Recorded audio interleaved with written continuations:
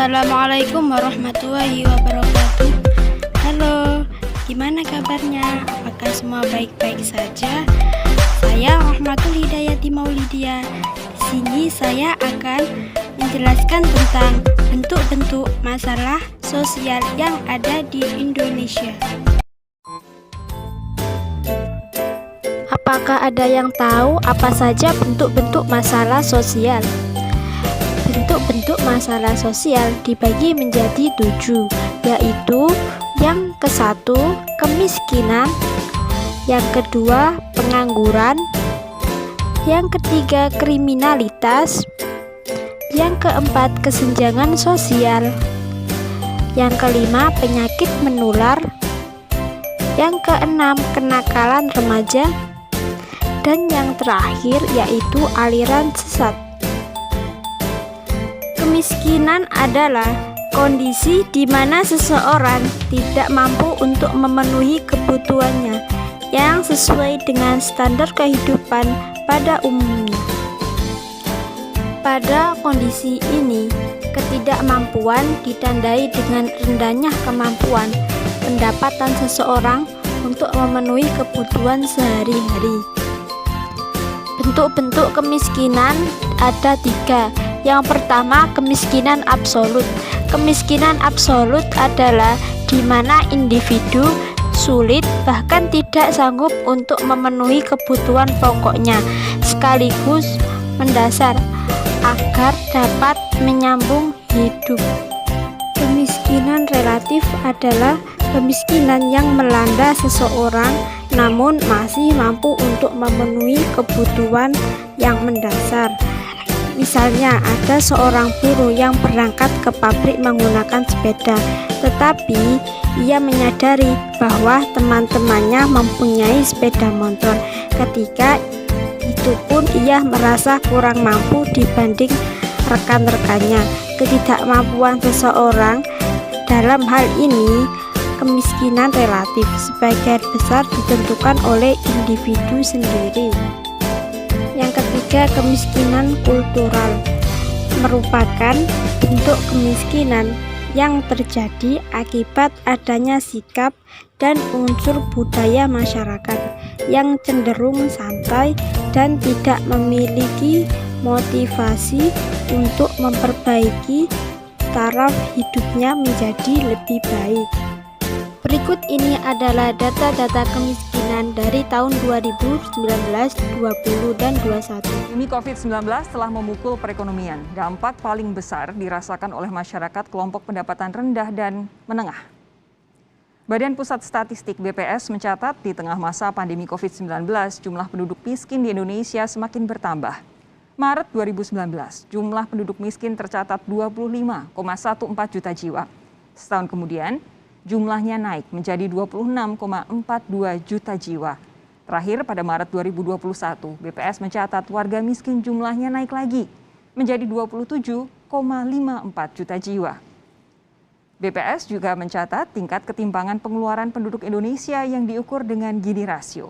Gini rasio pada tahun 2019 tercatat 0,380. Tahun 2020 naik menjadi 0,381. Dan tahun ini rasio Gini tercatat 0,384. Ini artinya ketimpangan ekonomi semakin melebar. Pemerintah telah berupaya menanggulangi kemiskinan akibat pandemi, diantaranya dengan bansos hingga subsidi UMKM. Selanjutnya yang kedua yaitu pengangguran.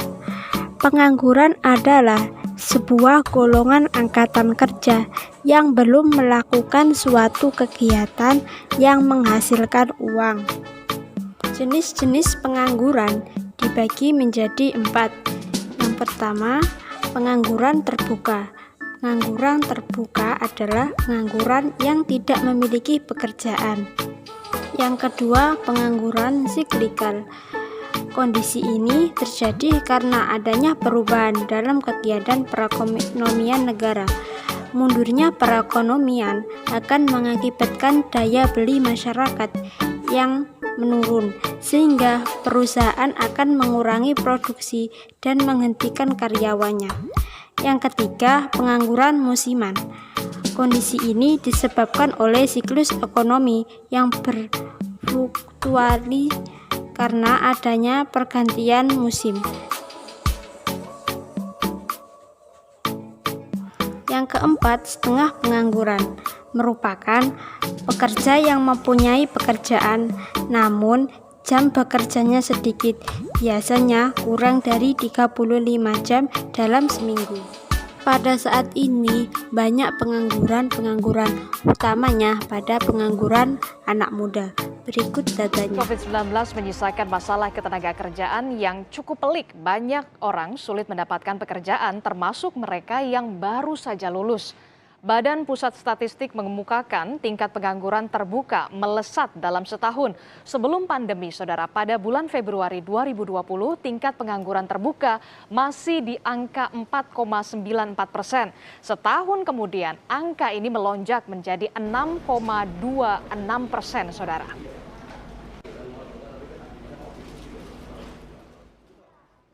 Dalam rapat kerja bersama DPR Senin kemarin, Kepala BPS Margo Yuwono mengatakan pengangguran akibat pandemi ini yang menerpa kita justru yang menjadi catatan adalah pengangguran pada usia muda itu lumayan tinggi. Jadi pada kelompok muda terjadi pengangguran ya bertambah cukup tinggi. Sementara jika dilihat dari kelompok usia, saudara, 20 hingga 24 tahun ada kenaikan 3,36% poin dalam setahun menjadi 17,66% pada Februari 2021. Sedangkan dalam kelompok usia 25 sampai 29 tahun pertumbuhannya 2,26% menjadi 9,27%. Kriminalitas berasal dari kata krim yang artinya kejahatan. Kriminalitas adalah perilaku warga masyarakat yang bertentangan dengan norma-norma hukum pidana yang ada. Pengangguran yang terus naik menimbulkan kekhawatiran masyarakat tentang status sosial yang mereka punya. Penurunan pendapatan, bahkan hilangnya pemasukan selama pandemi menyebabkan pergeseran kelas sosial kelompok tertentu yang menimbulkan naiknya persaingan dalam mempertahankan status sosialnya. Tertekannya status sosial dan lemahnya mental seseorang memicu tertekannya kondisi psikologis seseorang. Tekanan yang muncul itu bisa membuat seseorang menempuh jalur yang melanggar hukum demi memenuhi kebutuhannya.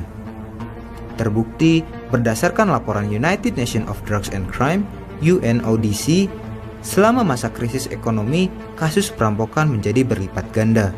Kasus pembunuhan dan perampasan kendaraan bermotor juga lebih meningkat. Selain itu, Markas Besar Kepolisian Republik Indonesia mencatat peningkatan kasus kriminal selama masa pandemi.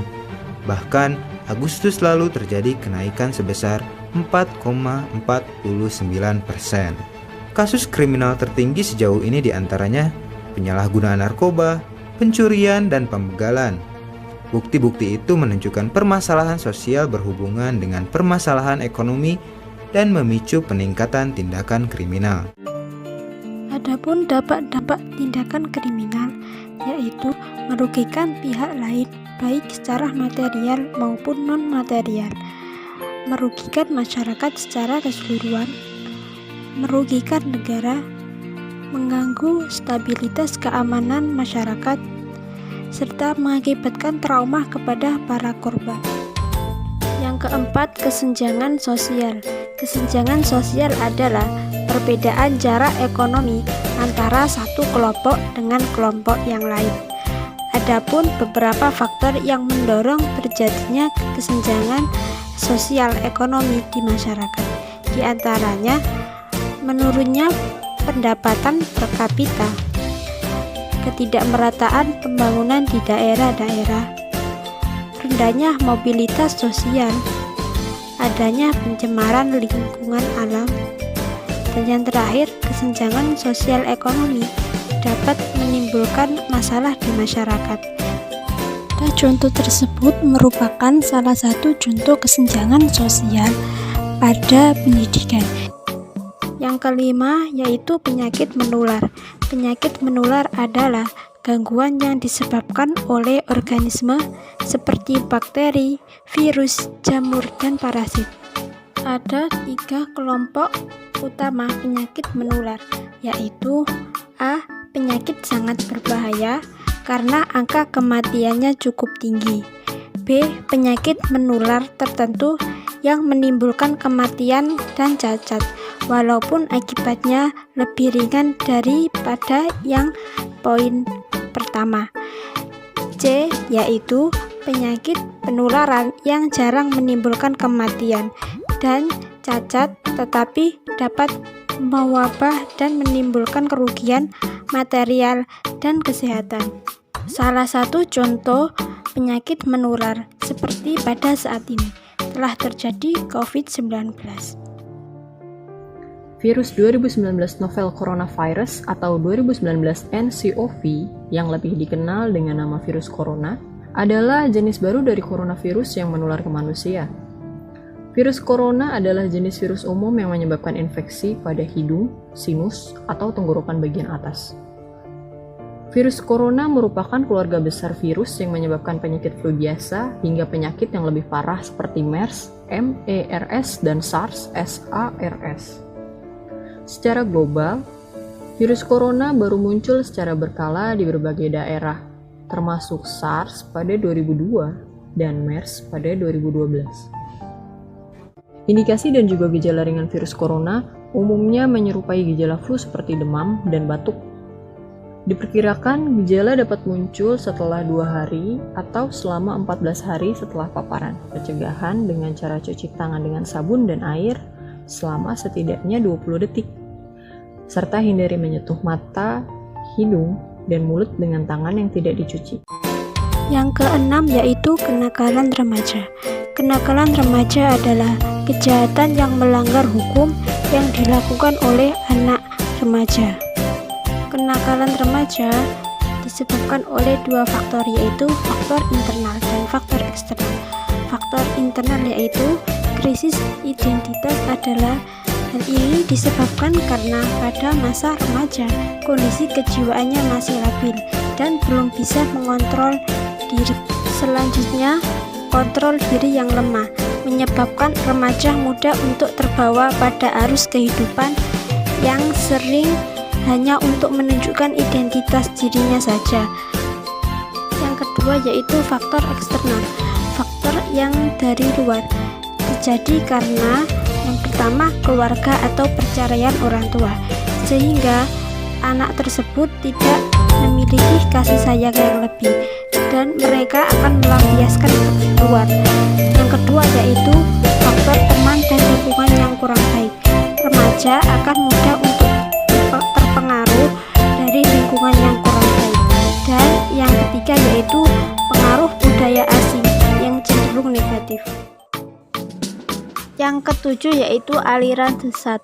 Aliran sesat adalah pandangan atau doktrin teologis atau keagamaan yang dianggap berlawanan atau bertentangan dengan keyakinan dan sistem keagamaan.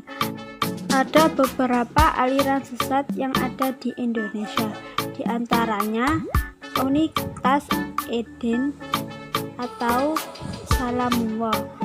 Ajaran ini didirikan oleh Lia Aminuddin dengan jemaah yang disebut Salamullah.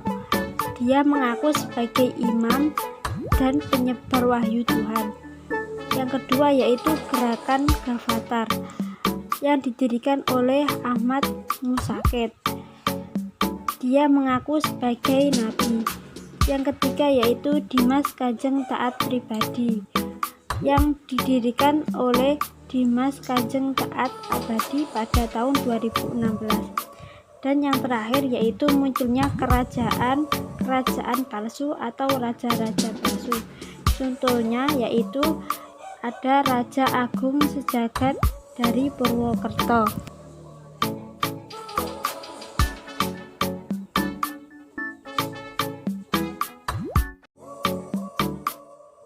Demikian yang dapat saya sampaikan, semoga bermanfaat. Saya akhiri, Assalamualaikum warahmatullahi wabarakatuh.